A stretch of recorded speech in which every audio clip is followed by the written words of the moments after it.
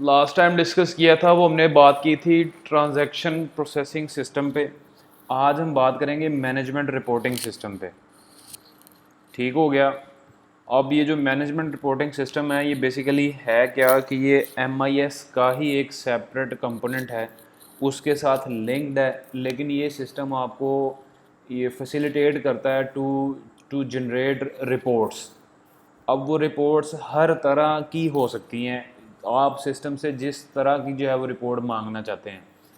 अब इस चीज़ को बेस्ट एक्सप्लेन करता है आपका स्टूडेंट पोर्टल, जो अभी आप जिससे ये सारे आपके रिजल्ट्स वगैरह आते हैं।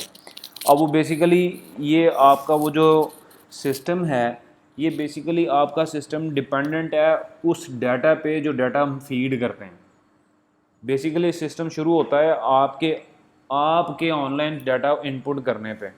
जब आपको एडमिशन मिल जाता है तो फिर आप पढ़ना शुरू कर देते हैं, चीज़ें ऑनलाइन होना शुरू हो जाती हैं, स्टाफ उसको ऑनलाइन कर देता है, आपका टीचर रिस्पेक्टिव सब्जेक्ट में आपकी अटेंडेंस मार्क करना शुरू कर देता है। मिड टर्म आता है, सिस्टम आपको सपोर्ट करता है to generate your mid term attendance sheet. अब आप उसमें जब वो शीट निकलती है तो उसके अगेंस्ट आप पेपर अपीयर करते हैं, उसके पेपर के अगेंस्ट आपको मार्क्स मिलते हैं, चीज़ें फीड होना शुरू हो जाती हैं। और इन द एंड आपके सिस्टम में ये चेक लगा हुआ है कि जब तक आप QAC की रैंकिंग नहीं करेंगे उस पर्टिकुलर टीचर की, तो रिज़ल्ट्स अपलोड नहीं होंगे। तो बेसिकली वो जो रिपोर्ट जनरेशन है, वो जो सिस्टम का कंप्रिहेंसिव होना है, वो आपको और ज़्यादा नरिश कर देता है कि आप अपनी इंफॉर्मेशन को अच्छे तरीके से यूज़ कर सकते हैं। अब हर एक सिस्टम की जो है वो करैक्टरिस्टिक्स भी होती हैं, उसके फीचर्स भी होते हैं। तो जैसे हमने अभी स्टूडेंट का डिस्कस किया है, इसी तरह से फाइनेंस डिपार्टमेंट का भी है, इसी तरह से आपके परचेज डिपार्टमेंट का भी है, इसी तरह से आपके पास एग्जामिनेशन का सेपरेट सिस्टम है, इसी तरह से एडमिशन्स वालों का सेपरेट सिस्टम है। तो बेसिकली एक ही डेटाबेस में आपने डिफरेंट डिवीजन्स करके उसको रिपोर्ट जनरेशन पे लगाया हुआ है। अब ऑर्गेनाइजेशंस की बात करें तो वहाँ पे सेल्स हैं, मार्केटिंग है, आपके पास फाइनेंस है, आपके पास प्रोडक्शन है, आपके पास फिनिशिंग है, आपके पास सेल्स रिटर्न का ऑप्शन है, आपके पास HRIS का है, ह्यूमन रिसोर्स का ऑप्शन है। तो आप डिफरेंट सिस्टम्स को डिफरेंट रिपोर्ट्स से जनरेट कर सकते हैं। अब उस एक पर्टिकुलर सिस्टम की क्या करैक्टरिस्टिक्स हो सकती हैं, उसको यहाँ पे एक्सप्लेन कर रहा है। जिसको पहले आप देखें, वो कह रहा है कि it's main objective is to provide lower and middle management with the printed reports and inquiry capabilities to help maintain operational and management control of enterprise. और बेसिकली मिडल और लोअर लेवल मैनेजमेंट के लिए printed reports निकलती हैं जो आपके normal routine operations को control करने में हेल्प करती हैं। उसकी करैक्टरिस्टिक्स क्या हैं? They are usually developed by information system professionals rather than by end users over an extensive period of time with the use of life cycle oriented development methodologies as opposed to be rapid development by first building a simple prototype system and then refining it in a response to user experience। सबसे important कि आपकी वो जो report निकलेगी वो आपकी report किसी ना किसी डाटा पे डिपेंडेंट होगी, और वो रिपोर्ट आपको बेसिकली हेल्प आउट करेगी to refine your information to up to that extend कि जहाँ पे आप किसी किस्म का कोई डिसीजन ले सकें। The systems are build for situation in which information requirements are reasonably well known and expected to remain relatively stable। MRS basically management report systems do not directly support the decision making process as a search of alternative solutions to problem and the selection of solutions to be implemented। अब ये इस तरह से है कि बिल्कुल ही ये आप इन रिपोर्ट्स पे ही डिपेंडेंट नहीं हो सकते, ये आपको एज एन ऑल्टरनेटिव जो है वो मिल सकती हैं कि आपके पास डिफरेंट ऑप्शंस आ जाती हैं, option A B C D E, और उसमें से फिर आपने जो भी सिलेक्ट करना है वो इट्स अप टू यू। फिर ये reports oriented towards reporting on the past and present rather than projecting the future. क्योंकि डाटा बेस्ड हैं, इसका मतलब ये है कि वो डाटा जो आपने ऑलरेडी सेव किया हुआ है और या जो आजकल आप सेव कर रहे हैं, तो these reports basically represents your past and present rather then कि आप इनकी बेस पे कोई फ्यूचर प्रेडिक्शन कर सकते हैं। ये आपके सिस्टम पे डिपेंड करता है। कि आपने उससे किस किस्म की रिपोर्ट्स है जो है वो जनरेट की हैं। Generally have limited analytical capability, they are not build around the elaborate models but rather rely on extraction of data from databases according to given criteria and on summarization of the data. These reports largely report on internal company operations rather than spanning the company's boundaries by reporting the external information. अब यहाँ पे वो चंद एक reports की types भी जो है वो डिस्कस कर रहा है, जिसमें वो सबसे पहले लिख रहा है कि मे प्रोड्यूस रिपोर्ट्स इधर directly from a database collected and maintain by transaction processing system. अब ये वही बात आगे जो मैंने पहले कही थी कि बेसिकली आपके ये जो आपका TPS था, ट्रांजैक्शन प्रोसेसिंग सिस्टम, ये उसी की जो है वो एक अलायंस रिपोर्ट सिस्टम है जो आपके डेटाबेस से काम करता है। सेपरेट स्पिन ऑफ डेटाबेसेस में be created for several reasons. इस अलहदा से इसका अपना डेटाबेस भी क्रिएट किया जा सकता है, और वो क्यों? Because of avoiding interference and delay in transaction processing, maintaining the security of the central database, और economising the usage local database accessible to local managers to counter heavy telecommunication cost of working with a central database. तो there are number of reasons कि आप management reporting system के लिए एक अलहदा से database भी बना सकते हैं, लेकिन अलहदा से डेटाबेस बनाना जो है वो कंपनीज इस तरह से इसको कभी भी जो है वो कैटर नहीं करती। तो नॉर्मली होता यही है कि आपके पास एक डेटाबेस होता है सेंट्रलाइज्ड, और उसी में डिफरेंट आगे जो है वो ऑप्शंस उसको दिए जाते हैं। अब इन रिपोर्ट्स में से 3 किस्म की डिफरेंट रिपोर्ट्स जो हैं वो आप निकाल सकते हैं। एक आपके पास है स्केड्यूल्ड रिपोर्ट है, जिसको हम पीरियोडिक का नाम देते हैं। एक आपके पास एक्सेप्शन रिपोर्ट है, और एक आपके पास डिमांड या एडहॉक रिपोर्ट्स है। अब हम इनको वन बाय वन देख लेते हैं। Reports, scheduled reports furnished on a daily, weekly, bi-weekly और other regular basis depending on the decision making need। अब ये आप पे डिपेंड करता है कि आपने उसको जो है वो ऑप्शन देनी है कि जी ये वाली रिपोर्ट मुझे डेली मिलनी चाहिए, ये हफ्ते में मिलनी चाहिए, ये 2 हफ्ते में मिलनी चाहिए, या आपने उसको जो टाइम फ्रेम दिया हुआ है वो वहाँ पे वो रिपोर्ट जनरेट होगी। ये विद इन अ डे भी जो है वो आप उसको जो है वो ऑप्शन दे सकते हैं। जैसे मैं ये कहता हूँ कि आपको दिन में 3 रिपोर्ट्स मिलनी चाहिए जी, एक सुबह 8 बजे, एक शाम को 4 बजे, और फिर एक रात को 12 बजे। तो आप इस तरह से भी जो है वो रिपोर्ट सिस्टम से जनरेट करवा सकते हैं। The format and the informational content of schedule reports are fixed in advance. However, it is crucial to identify the essential information needs of varied managers to facilitate each manager's decision making and to prevent information overload। Information overload का मतलब ये है कि आपने decide करना है कि जो रिपोर्ट आप जनरेट करवा रहे हैं उसमें इंफॉर्मेशन का कंटेंट कितना होगा, क्या चीज़ें ओवरलैप कर रही हैं। हर उस मैनेजर को वही रिपोर्ट जनरेट होनी चाहिए, वही इंफॉर्मेशन मिलनी चाहिए जिस मैनेजर की जितनी रिस्पॉन्सिबिलिटी है। अगर एक चीज़ पर डिसीजन मैंने नहीं लेना तो वो उसकी इन्फॉर्मेशन मेरे पास आनी ही नहीं चाहिए। अगर मैंने एक चीज़ का डिसीजन नहीं लेना और वो ईमेल्स अगर मुझे आना शुरू हो गई हैं, वो रिपोर्ट्स मुझे आना शुरू हो गई हैं, तो दैट मीन्स कि अब मुझे मेरे काम से डिस्ट्रैक्ट कर रहे हैं। तो वो इस चीज़ को भी आपने अवॉइड करना। The concept of responsibility reporting is generally applied managers receive reports with their specific areas of responsibility. वही बात जो भी मैंने कही कि जो मेरी डोमेन है, अगर मेरी डोमेन से बाहर की ईमेल्स मुझे मिल रही हैं तो उसका रिस्पॉन्सिबल मैं नहीं हूँ, और बिला वजह वो मेरे पे जो है वो एक्स्ट्रा लोड, इन्फॉर्मेशन लोड की बात की जा रही है। तो इसमें सबसे इम्पॉर्टेंट यही है। और फिर है कि hierarchy of performance reports arises with each report including only the items that manager can control. तो मुझे सिर्फ वही चीज़ें मिलनी चाहिए जो मेरे कंट्रोल में है और जिनको मैं कंट्रोल कर सकता हूँ। फिर एक्सेप्शन रिपोर्ट्स हैं produced only when pre established out of bound conditions occur and containing only the information regarding these conditions. Exception reporting helps managers avoid perusal of incident figures and concentrate on deviations from the normal and on unusual events। ये exception reports इसके नाम से ही basically है कि वो reports जो आप out of the way जो है वो सिस्टम से जनरेट करवाते हैं। कोई एक ऐसा इवेंट हो गया जो आज से पहले नहीं हुआ था, तो उसकी आप रिपोर्ट जनरेट करवाते हैं कि ज़रा चेक करें कि प्रॉब्लम कहाँ पे है।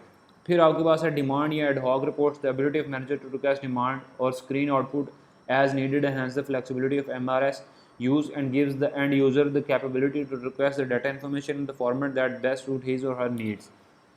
Query languages provided by DBMS can make accessible for demand reporting. अब ये वो रिपोर्ट्स हैं जो आप किसी भी वक्त सिस्टम से डिमांड कर सकते हैं, जो इस तरह से डिमांडिंग या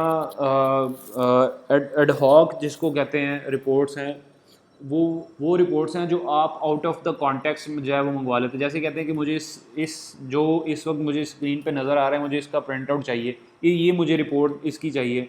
तो इस तरह की जो चीज़ें होती हैं वो बेसिकली आपकी डिमांड या एडहॉक रिपोर्ट्स कहलाती हैं।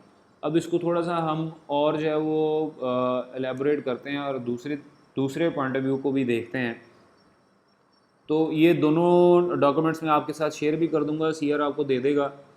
तो इसमें देखें कि इसके अगर हम ऑब्जेक्टिव्स की बात करें, यहाँ पर लिखा हुआ है to obtain the required information related to the business to discharge its managerial functions, planning, organising, controlling, directing and decision making etcetera efficiently and effectively. अब बेसिकली ये रिपोर्टिंग आपको हेल्प करती है मैनेजरियल फंक्शंस को ऑपरेट करने के लिए। तो ये वही फंक्शंस जो हमने क्लास के स्टार्ट में डिस्कस किए थे, प्लानिंग, ऑर्गेनाइजिंग, कंट्रोलिंग, डायरेक्टिंग और डिसीजन मेकिंग, और अल्टीमेटली आप इनको वो एफिशिएंटली और इफेक्टिवली परफॉर्म भी कर रहे होंगे। टू वेट प्लीज़, कोई इशू नहीं।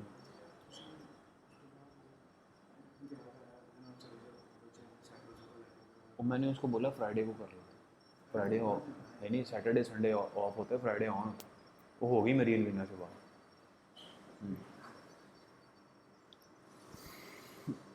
जी, to ensure the operational efficiency of the concern, और फिर है to facilitate the maximum utilisation of the resources. Number next, to secure industrial understanding among people who are engaged in various aspects of work of enterprise, to enable motivating, improving discipline and morale, to help the management for effective decision making। और फिर यहाँ पे वो बता रहा है कि the essentials of good reporting system क्या है। a proper form, a good report should have a comprehensive form with suggestive title, heading, subheading and number of paragraphs as and where necessary to ease and quick reference। contents, simplicity is one of the requisite of reporting in relation to the contents of report। और फिर promptness है कि जो promptness है कि how quickly system generates the report, तो जितनी जल्दी जाए वो आपको आ जाए। फिर एक्यूरेसी है कि आपने जो इन्फॉर्मेशन डिमांड की है, आपको इन्फॉर्मेशन मिलनी भी वही चाहिए। अगर आपको वो डिमांडेड इन्फॉर्मेशन नहीं मिलती तो तब भी प्रॉब्लम है। फिर है आपके पास यहाँ पे कंपेरेबिलिटी, कि आपने जो रिपोर्ट आपके पास आई है आपने उसको कंपेयर भी करना है टू और फिर वो उसमें लिख रहा है कि in order to ensure that the finished information is useful, it is essential that the reports are also meant for comparison. The report should provide information about both the actual and the budgeted performance of the budget period, so that the meaningful comparison can be made to find out the deviations and to initiate appropriate action। तो ये basically ये जो document आपके साथ share हुआ है ये finance से रिलेटेड है, तो इसलिए यहाँ पे जो एग्जांपल्स कोड की गई हैं वो फाइनेंशियल मैनेजमेंट के पॉइंट ऑफ व्यू से हैं। फिर कंसिस्टेंसी है, in order to make a meaningful and useful comparison, uniform accounting and principles and procedures should be followed on consistent basis over a period of time for collection, classifying and presentation of accounting information। that is basically the definition of your accounting। और फिर relevancy है, relevancy, the report should be presented in the relevant data to disclose the fact in the unambiguous terms, because inclusion of both the relevant and the irrelevant data in the management reports may result in faulty decisions। तो आपका जो data है उसका relevance होना भी बहुत ज़्यादा ज़रूरी है। and then comes the simplicity, the report should be as far as possible in the simple form, in other words the report should avoid technical jargons, duplication of work and presented in a simple way। Number next आपके पास flexibility, और उस flexibility में the system should be capable of being adjusted according to the requirement of the users.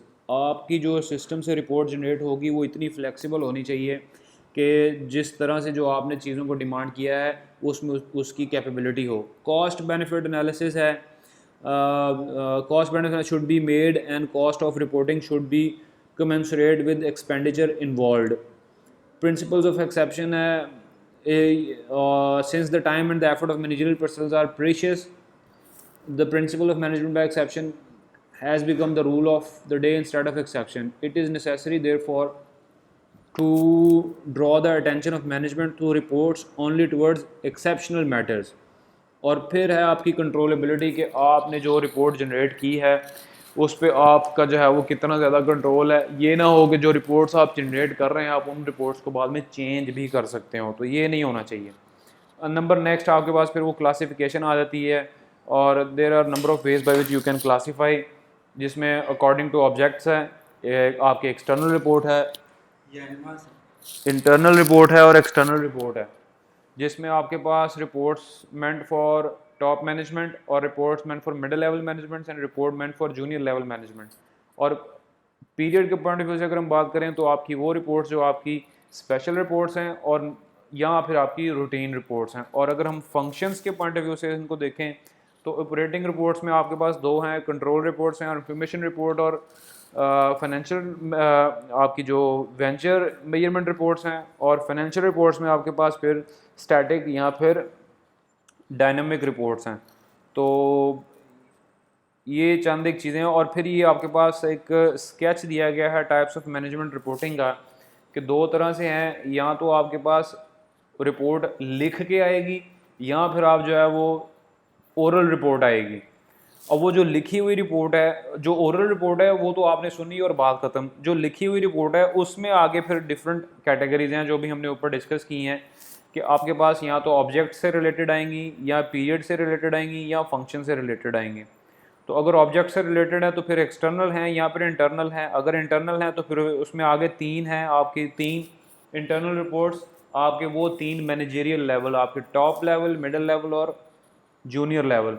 और अगर period के point of view से हैं, टाइम के पॉइंट ऑफ व्यू से हैं, तो रूटीन की रिपोर्ट्स हैं या फिर वो स्पेशल रिपोर्ट्स हैं। और फंक्शन से रिलेटेड हैं अगर आपके, तो फिर वो ऑपरेटिंग है या वो फाइनेंशियल है। फाइनेंशियल है तो वो स्टैटिक या डायनेमिक होंगी, ऑपरेटिंग है तो फिर कंट्रोल से रिलेटेड होंगी, इन्फॉर्मेशन से रिलेटेड होंगी, या फिर वो वेंचर मेजरमेंट रिपोर्ट्स होंगी। तो ये चंद एक चीज़ें जो हैं वो यहाँ पे एक्सप्लेन की गई हैं, और इन्हीं की डेफिनेशन जो है वो यहाँ पे अब आपके पास यहाँ पे लिखी हुई है कि एक्सटर्नल रिपोर्ट्स क्या हैं, इंटरनल रिपोर्ट्स क्या हैं, और मैनेजरियल पॉइंट ऑफ व्यू से क्या है। तो अभी तक के लिए आपके पास आपके लिए इतना ही काफ़ी है कि आप इन चीज़ों को याद कर लें, और नेक्स्ट टाइम जब हम आएंगे तो फिर हम इनकी डेफिनेशंस पे बात करेंगे। अब आपके लिए इम्पॉर्टेंट ये है कि काइंडली इसको इन जो चीज़ें जो अभी तक हमने डिस्कस की हैं इनको एक नज़र पढ़ लें गौर से, क्योंकि एग्ज़ाम्स आपके जो हैं वो ऑलमोस्ट अनाउंस हो चुके हैं। तो इसका मतलब ये है कि you are suppose to appear in exam. तो एग्ज़ाम के पॉइंट ऑफ व्यू से फिर चीज़ों को जो है वो आप प्रिपेयर कर लें, जो आपके लिए ज़्यादा बेहतर होगा। ठीक है।